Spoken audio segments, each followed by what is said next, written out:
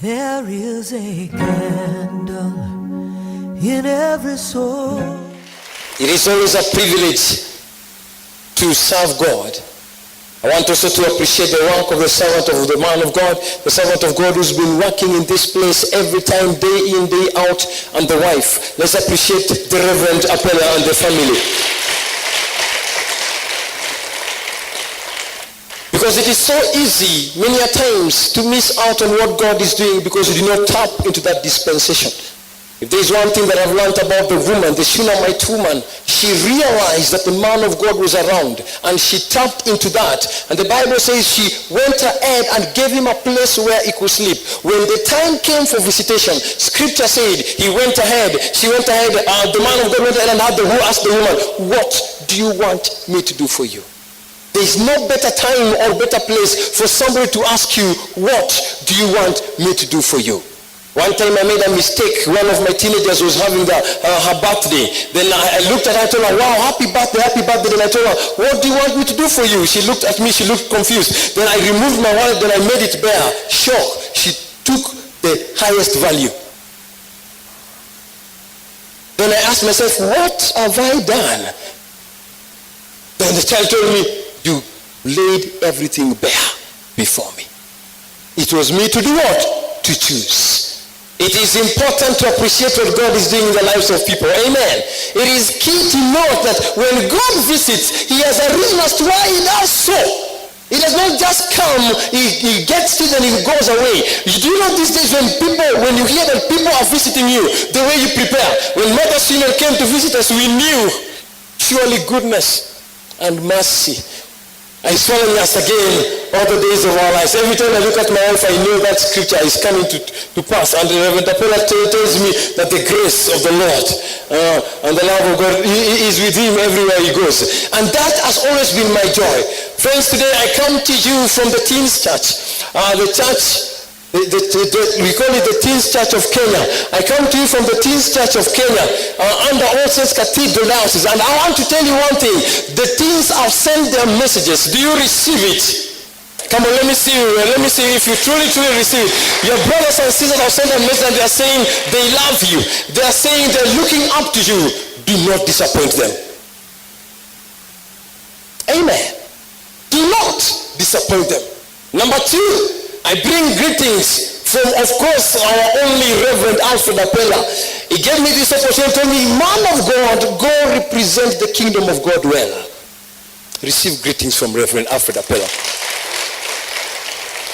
Last but not least, I bring you greetings from heaven, from our Father who is in heaven, by the backing of Jesus Christ and the instruction of the Holy Spirit. Come on, let's receive greetings from high above. In Jesus' name, praise the Lord. And today my assignment is simple. Very simple. Don't worry, I'm still Anglican, very Anglican, confirmed. And these days I teach people for confirmation. I teach them, I take them through confirmation. I'm fully Anglican, and that is why I had to robe, lest you mistake me. I've never robed where I come here, lest you mistake me. That's why I came robbing. And the question today is, where are you? Where are you? Ask your neighbor, where are you? Linda, am I allowed to come down when I'm preaching? Am I allowed to roll on the ground? Thank God for baby. Thank God for dry cleaners, because they'll take care of my clothes. Let's stand. Let us stand. Turn to at least 5 people. Tell them you look better than last week. Come on, at least 5 people. At least 5 people. At least 5. Don't stand looking at us now. At least 5 people. Tell them you look better than last week. Praise the Lord. Oh my God. And I want to appreciate this, what has been read, but I want to add one scripture. And while you are standing, I want to add one scripture. Last week you did Genesis 3 too. You also read Genesis 3. I want to add Luke 15. I want to add Luke 15. And just let's pick our Bibles and just read Luke 15. I will connect it in the question, where are you? In the question, where are you? And I pray that by the end of this, God will speak to us and we realize where we are. Luke chapter 15. And by the grace of God, I read, starting to read at verse 11. Luke chapter 15, starting to read at verse 11. A certain man had 2 sons, and the younger of them said to his father, Father, give me the portion of goods that falleth to me. And he divided unto them his living. And not many days after, the younger son gathered all together and took his journey into a far country, and there wasted his substance with riotous living. And when he had spent all, there arose a mighty famine in that land, and he began to be in want. And he went and joined himself to a citizen of that country, and he sent him into his field to feed swine. And he will fain have filled his belly with the husk, and the swine did eat, and no man gave unto him. And when he came to himself, he said, How many hired servants of my father's have bread enough to spare, and I perish with hunger? I will rise and go to my father, and will say unto him, Father, I have sinned against heaven and before thee, and no more worthy to be called thy son. Make me as one of thy hired servants. And he rose and came to his father. But when he was yet a great way off, his father saw him and had compassion, and ran and fell on his neck and kissed him. And the son said to him, Father, I have sinned against heaven and in thy sight, and am no more worthy to be called thy son. But the father said to his servant, Bring forth, number 1, the best robe, and put it on him. Number 2, and put a ring on his hand. Number 3, and shoes on his feet. And bring hither the fatted calf and kill it, and let us eat and be merry. For this my son was dead and is alive again. He was lost and is found. And they began to be merry. Father, in the name of Jesus Christ, we thank you for your word that is alive and active, sharper than any two-edged sword. We thank you, Heavenly Father, because it is this word that forever stands. We thank you, Majesty, it is this word receive from it, meditate on it day and night, and it not depart from the mouth, and therefore we shall make our way prosperous. We thank you, King of all glory, because this word as it delivered, the entrance therefore brings light and understanding to the one that receive it with simplicity. And so Lord, we pray as I minister to your people in total submission to your will, be thy guide, O Lord. In Jesus' name we pray. We may say it.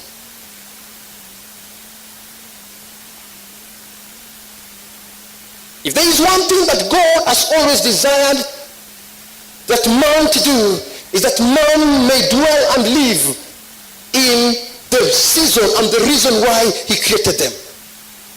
The reason as to why God brings us on earth is always that we may fulfill his purpose. God will never bring you on earth and give you an assignment that he has not equipped you and has not given you what it entails for you to achieve it. I know one thing, that every place they say that authority without power is useless. God will give you authority that empowers you to achieve that which he has told you to do. And if there is one thing that I've realized in my few years in Christianity, is that it is hard to live as a Christian if you do not understand your source of Christianity. I know one thing, when you cut off from your source, you are limited of resources. That is why every time God desires that we may connect to his source, that we will never be in want. The Bible says, if the Lord is your shepherd, you will not be in want. What does that mean? If the Lord is your guide, you will not ever reach a point that you will not have a need. The Bible says every time when we run to God, there is the author and perfecter of them that follow him, and the rewarder, he rewards them that diligently seek him. Meaning, if you seek him, he will definitely, the word capital, definitely reward you. The question is, how are you seeking him? God creates man in the Garden of Eden, and he creates man in Genesis chapter number 1 and chapter 2, and he declares what he desires of man. And number 1, he tells man, you cannot, one thing, that I have created you to be fruitful.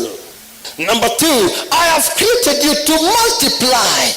Number 3, I have created you to replenish, to subdue, and have dominion on the earth.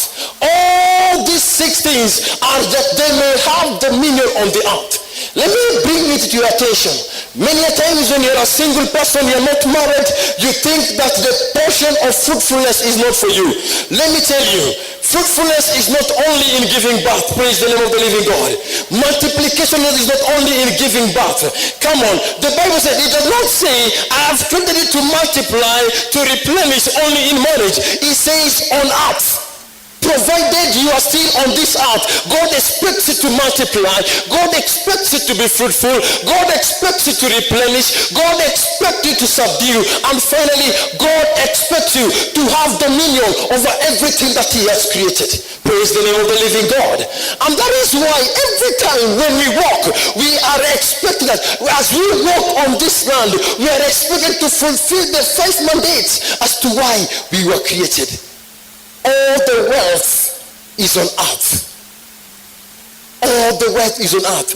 Tell me, what raw material do you know of that has got no source on earth? Paper itself that comes from a tree, it's brought forth from the earth. Computers, all that, their raw materials are brought forth from the earth. The vehicles that we have, all the raw materials are brought forth from the earth. Even the wiring system, everything that we have, they are brought forth from the earth. The seat that you are sitting on, maybe it was made of cotton. It was brought forth from a plant which was brought forth from the earth. And that is why in the time of creation, the Bible says, God said, let the earth bring forth. Let the earth bring forth, and the earth brought forth. He went ahead. After the earth had brought forth what man was to have dominion.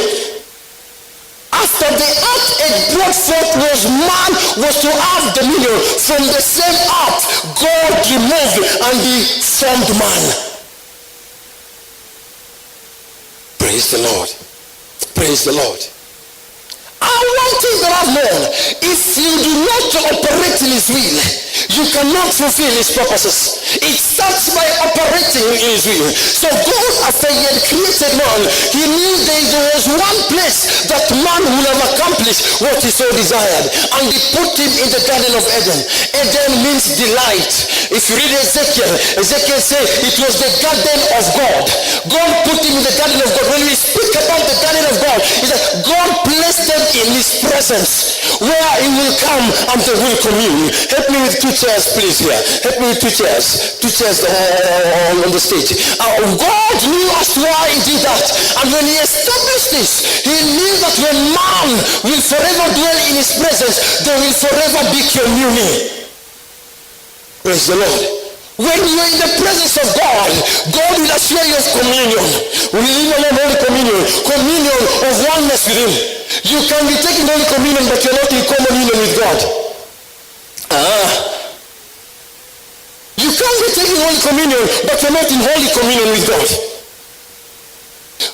Common union is where you and the Father are one. The Bible says, whatever thing I spoke to you, I and my Father are one. And everything I speak to you have come from my Father. Therefore, me and my Father, we will come and dwell with you. That we call common union. So God knew one thing.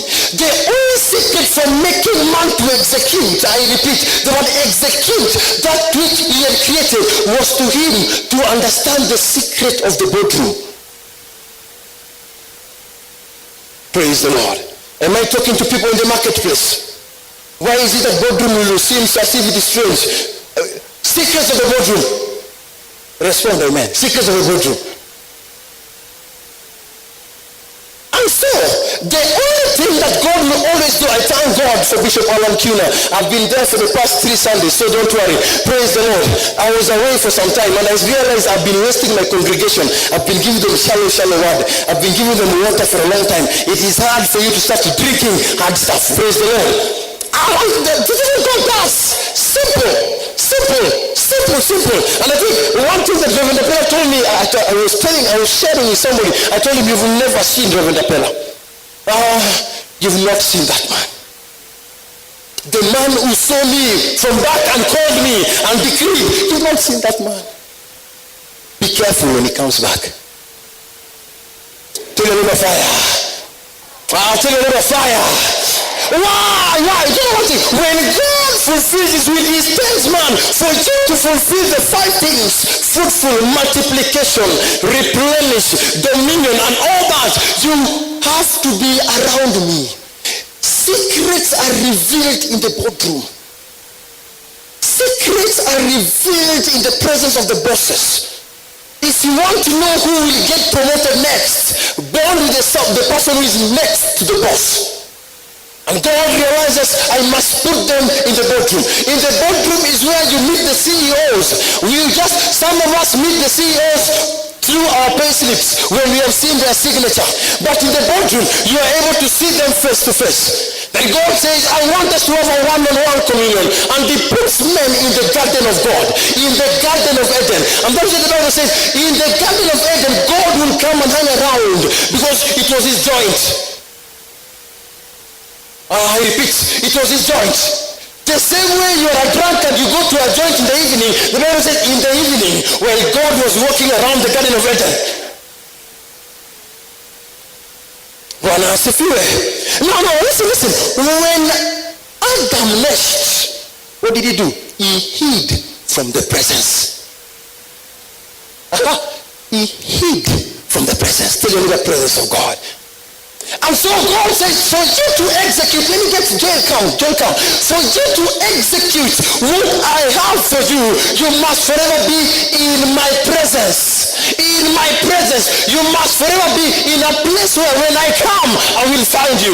In a place where whatever thing happens, when things are not working out, I will get you. And that is why he asked Adam, where are you? Because I didn't get you where I left you. So when God comes back to the Garden of Eden, in the boardroom, he arrives, he arrives, what is the problem? Where are you? He left his place of execution. Just sit. He left, just sit here. He left his presence of execution. Matthew chapter 11 verse 28 and 29, where it says, come to me all of you who are wearied and heavy loaded, and I will give you rest. Because God knows the moment you get away from him, weariness and load burdens you. That is why he says, come back to me. We are with you. Let's appreciate joy. Let's appreciate joy. You are my co-preacher. Praise the Lord. You are my co-preacher. He says, God comes, and he realizes, Hebrews chapter 3 that we read, the Bible says that we should labor to enter into that place of rest. The place of rest is in his presence. The place of rest is what he call a garden of delight. He called it the place of rest is the garden where he will fulfill his will. And he knew when they are there, they will talk one-on-one. My relationship is not working out, but the good thing you are with me. But the moment he left, the burden of relationships, the burden of unemployment, the burden of stress, the burden of do not know what to do next, the burden of family, come to me. He knows that out of him, you do not have rest. All of you are wearied and are heavy laden, and I will give you rest. And when he comes, he says, sit and run from me. Praise the Lord. Sit and run from me. Now, Adam comes. Adam has messed. And the first thing when you miss out, you get out from his presence. The first thing when you miss out, you get out from his presence. When you get out from his presence, there are some people say, wale papa na manyangumi waningoja kunimeza huko nje. And that is why, if there is one thing the devil was fighting, was to remove them from God's presence. Bwana asifiwe. Bwana asifiwe. Come on, all of the enemy knows that if he takes you out from the presence of God, you are sorted. Why? David cried to God and said, Lord, I know I've sinned. I know I've things done to you wrong before you. But you can take everything, but don't take your presence from me. Take not the Holy Spirit from me. You can kill my child, but take not the Holy Spirit. What is it? Do not remove me from your presence. Just it. First, let me bring this to your attention. If there's one thing that I've known about us and about humanity, is this. If you read Genesis chapter 2 and verse 15, the Bible says, and the Lord put them. The Lord put them. The Hebrew word that we use for put is the Lord placed them at rest so that they may work and take care of the garden. I repeat, and the Lord put them in the Garden of Eden, and the Lord placed them in that position of rest, so that it is only in rest that you are able to execute. I repeat, it is only in rest that you are able to execute. It is only when you are free of anything that you become creative. Creativity is a product of sober-mindedness. I repeat, creativity is a product of sober-mindedness, and the enemy knows when he bags your mind with many things, you will not have focus. When you are at rest, there is focus, and when there is focus, the Holy Spirit is able to propel you to action. Same story spoken about this young man. Came to his father and told Father, Daddy, give me everything. That is my portion. Father gave him everything. I thank God. Do you think you can ask your dad to give you everything that when you are standing? Tell me, wait, watch him, Jesus, give me everything. I want everything that is my portion. What will your father tell you? Talk about how disrespectful this child is. For him to have known that he had his portion, they must have bonded with the father. I told him, you know what, my son, there is this land. I brought it there. Dad, that is good. You know what, my son, there is this place. Then the young man said, oh, Kumbe, you are this wealthy. That will give you my portion.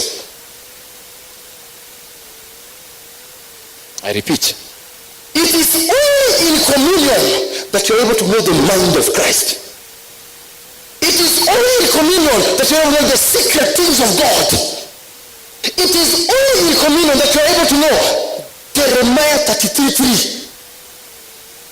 It is only in communion when you are at rest, because when you are standing, you are not at rest. When you sit and you are relaxed, God speaks to you and says, come, let us reason together. Reasoning is different from quarreling. In quarreling, you are saying many words. In reasoning, you are saying and I'm listening. Say and I'm listening. Say and I'm listening. And as they reason together, he realized I have a portion. And told the dad, Daddy is around mingi. Give me my portion. For, you are a smart son. I will give you. Let me tell you, the Lord has no problem blessing you. Tell your neighbor, God has no problem blessing you. His problem is what to do with your blessing. I see people cry in the presence of God. Lord, give me. When God has given them some few thousands. I say few thousands because we've not seen money yet. Some few thousands.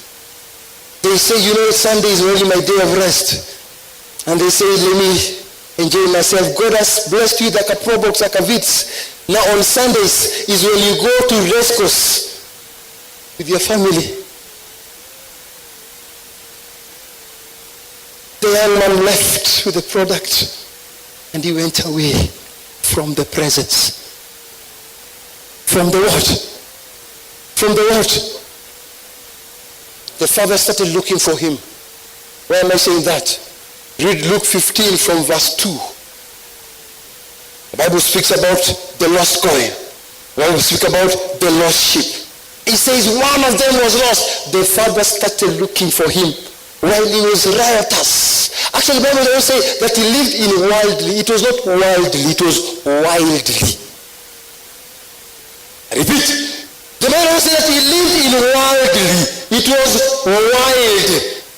My scripture says riotous. Meaning, number one, this man had a relationship. He was born again. This guy had bonded with the father. But when the father blessed him, he left and he started living wild, not wild. In the wild, am I speaking to somebody in this place? Am I speaking to somebody in this place? Yes, the government touched him. He went ahead, enjoyed the money, enjoyed everything, and things were working out so well. Until he reached a point, he had nothing. Listen to two things. As he was out, there was a famine. There are two things. There was a famine. Number 2, he said to become in want. Before you start becoming want, there will be a famine. Along the way, the ideas that was in his mind, the fruitfulness is no longer there. He's in famine.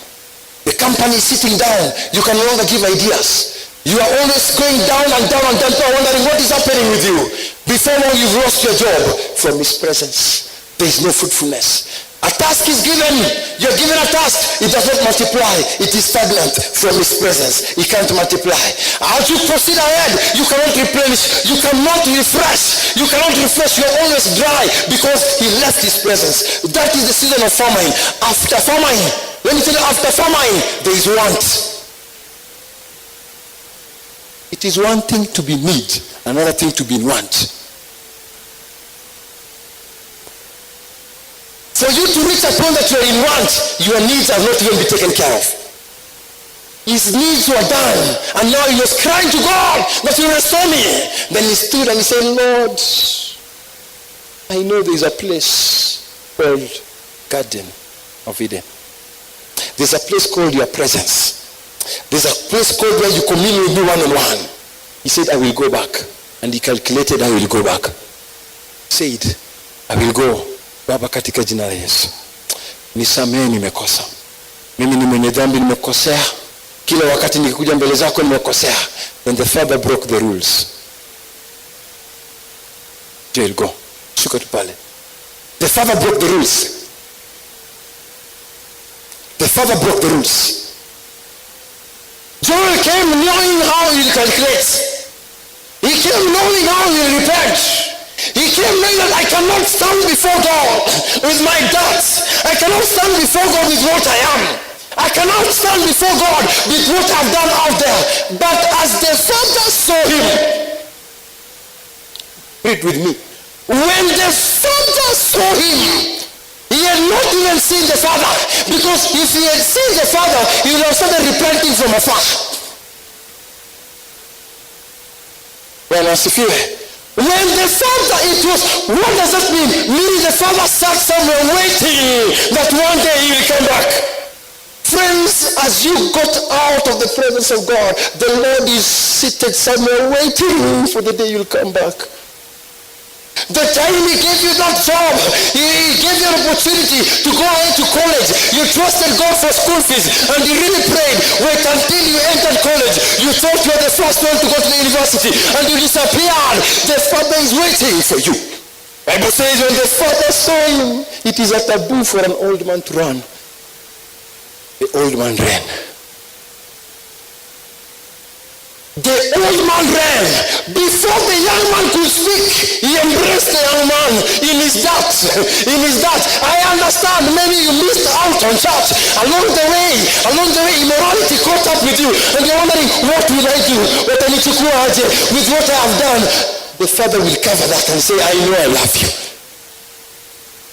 I know people have heard your stories. People have talked about your stories. When you enter church, you're wondering, what will they say? And the young man was coming and he was imagining, people were saying, look at him, he's back. Yeah, one of them on the chopper. He had everything. He has lost it. The family had everything. He has lost it. Just come slowly. Everything. And he looks out from every corner. He's wondering, how will I approach the father? And people are saying, Yena Lijikaza. See, he used to be in the praise and worship. He fell. Oh, she used to be a strong member of church. He fell. Oh, look at him, he's coming. And with his doubts, as he came, the father looked at me and said, I do not care what they say. I care that you are in my presence. Number one, the father removed his robe and covered him. What does that mean? When he covered him, he covered his doubt. When he covered him, he covered his shame. When he covered him, he covered everything people have said about him. And he said, yes, they have talked about you, but I've covered you. The Bible says the grace of the Lord that brings salvation has appeared to all men. The grace covered him. That's why Paul said, I've been a murderer, yes, in whatever thing, but who I am is by the grace of God. When I remove this covering, you will see my murder. But when I cover myself, you see the grace of God. After that, the father knew that he had lost something else. He had lost his authority and told him, son, I'll give you a ring. And he put the ring in his hand. He said, now you are of power to execute. Now you have power to be fruitful. You have power to multiply. You have power to replenish. You have power to have dominion.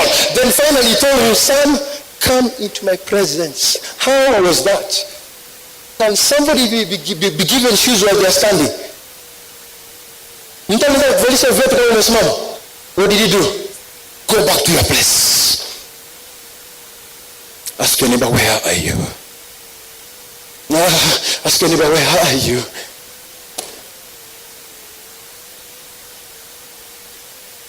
That's one thing that the Lord calls for you today. You might have been one time born again. He's saying, come back to me. I want to bring you back to my presence. Praise the Lord. Praise the Lord. You are here and you're saying, Pasi, I know I checked out. Some of us in our Christianity and in our callers, we've fallen many times. But if God had removed your cover, I won't be everywhere to preach here. Tell your neighbor the grace of God. Some of you here, if you tell people where you've been from, how far you have come, the dirt you've gone through in life, and you won't even step into this church. Because when you enter where saints are, you'll be seen as the sinful. But thank God for the grace of God. Ask your neighbor, where are you? I'm calling you back to the presence of God. I'm calling you back to him. And you are here. Here, I will not tell you that close your eyes. You know yourself. When you know what it means to be in the presence. And you say, Lord, I want to go back to your presence. Simama kwenye uko. Thank you for watching us on the YouTube channel. Have a blessed week. There is a candle in every soul, some brightly burning, some